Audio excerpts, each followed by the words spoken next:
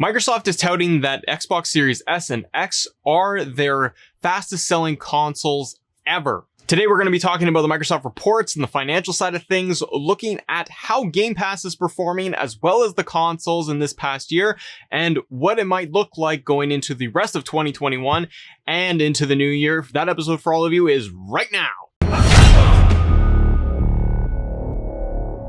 Ladies and gentlemen, welcome to Assemble. I'm Matt. Good to see you. Good to have you here on the show. I'm excited. Today, it's Wednesday. It's hump day. We're still not humping over here. Today, we're talking about Xbox. I wanted to be able to go through some of the results that we saw from Microsoft's financial report that just came out, and we're looking specifically at how Xbox itself has been performing this last year, what it means for the console sales, what does it mean for Game Pass, some things are up, some things are down, and what this will look like and what Xbox could be looking like going into the rest of the year. So first thing, let's talk about the Xbox hardware revenue and how it's actually performed. And the info I'm citing is from Video Game Chronicles, so go check them out for all the details breaking down all of the financials from Xbox. So the hardware revenue itself for Xbox jumped up 172%. And this is actually due to the higher price and volume of the actual consoles themselves following the release of them back in November of 2020. And the CEO, Satya Nadella, actually said in the conference call that the Xbox Series X and S were the fastest selling Xbox consoles ever. They also touted how Xbox Game Pass is selling rapidly and growing rapidly. And this is talking about how subscribers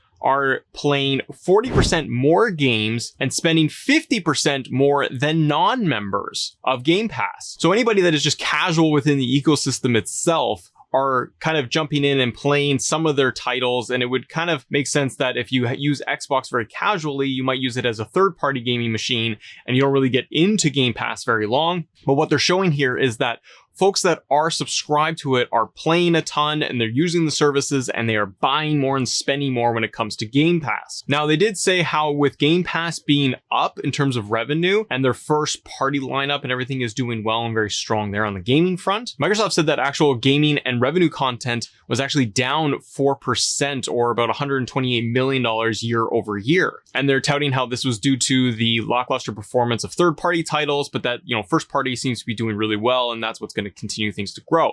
This does make sense because if we do look at the last year and a half, 2 years, we've been basically dealing with the pandemic, which has pushed out so many titles across, whether it be PlayStation or Xbox, this causing the delay for third-party games that usually give these consoles a large boost. So we haven't been able to get our hands on those games. That would usually drive up a lot of Microsoft's numbers and Xbox's numbers and revenue. And during the Microsoft earnings call, CFO Amy Hood also provided some details when it comes to gaming, looking at September 2021 by saying, quote, "In gaming, we expect revenue growth in the low double digits," she said. "Console growth will again be constrained by supply. On a strong prior year comparable, Xbox content and services revenue should grow low single digits." So all of this really is just talking about how Xbox is continuing to really just gain momentum. Xbox Game Pass subscribers are growing, and those that are subscribed are really utilizing the service and getting more and more and more out of it and utilizing even more by,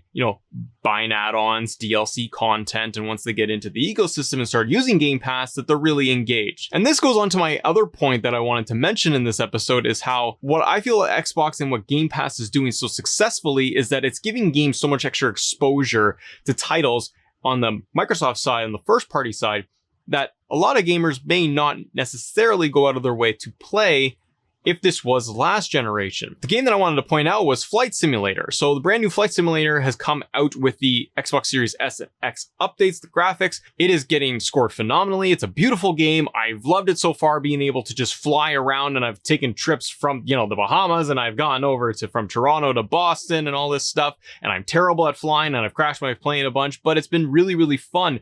It's a beautiful experience, but that is not a game that I myself would go out of my way to buy. With it being on Game Pass, it has flooded my timeline on Twitter, seeing people actually going and streaming the game, talking about how great it is, how beautiful it is.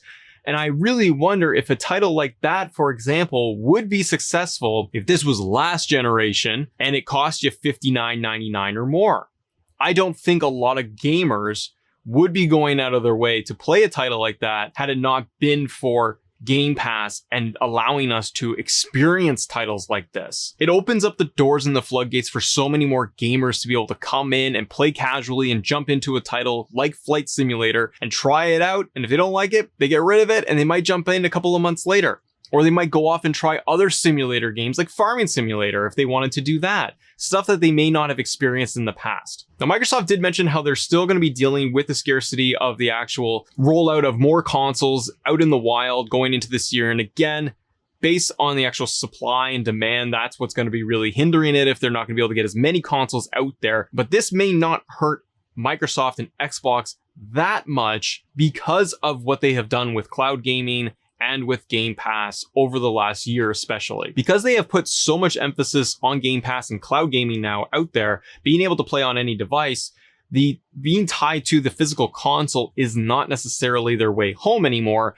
They are looking at these other revenue models and revenue streams and services like Game Pass that's really being able to offset a lot of the loss. So while Microsoft and Xbox might have a loss and dip in terms of the hardware sales, they can actually make it up like they've spoken about in the quarterly results, that they can actually get a big boost and lift when it comes to other services.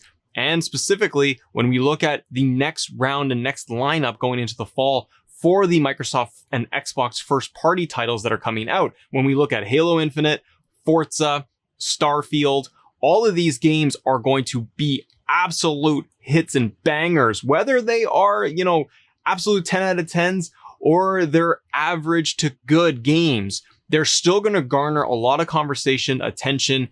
Halo is going to be doing a ton of reveals and news coming out going into the fall, leading to release. That in itself is a massive title that will get more people into the ecosystem, and being able to play on your tablet, your PC, your old Xbox, or your current new one. Microsoft is in a really good spot where they're going to be able to gain more momentum, and having all of those first party studios on top of what they have going on with Bethesda and the future lineup in 2022, in my opinion, is really going to bode well for Xbox being able to really run away with everything on the console side and with the gaming side. Now, PlayStation has done fantastic as well.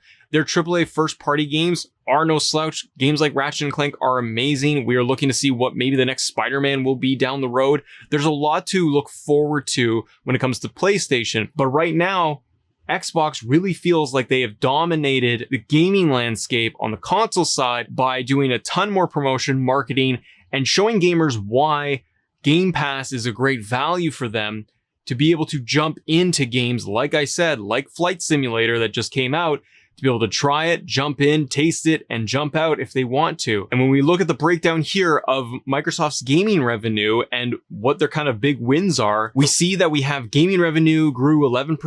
Xbox content and services declined the 4%, like I mentioned, but with Game Pass subscriptions and first-party titles, they offset those declines. And Xbox hardware grew 172% with that huge demand that is still going on for the Series X and S. And just more casually and anecdotally out in the wild, I see more and more people looking for an additional console or trying to get their hands on a Series S because of how well it does perform for their needs. That can be someone's main console. It can also be someone's secondary unit they want to be able to hook up for the family. And with Game Pass on there, you've got a full library and a console that doesn't cost too much. So what do you all think, and this is always the big question, is what do you all think that Xbox needs to do going into the fall and into the new year to kind of get itself even further ahead? Are you surprised by all of the numbers and the results coming out here with Xbox growth and how well they're doing? There's been a ton this year with them when it comes to the acquisitions, the first party studios, looking at what the roadmap might be when we looked at E3 and all of the games that are going to be coming out for Xbox. Do you feel like they have everything kind of lined up right now where we are going to start seeing this domino effect of big first party titles coming out and Xbox really going far and ahead of that of PlayStation? Love to know what y'all think in the comments below. Thanks so much for watching, everybody. My name is Matt here on Assemble, and as always, thank you all for assembling with us. See ya.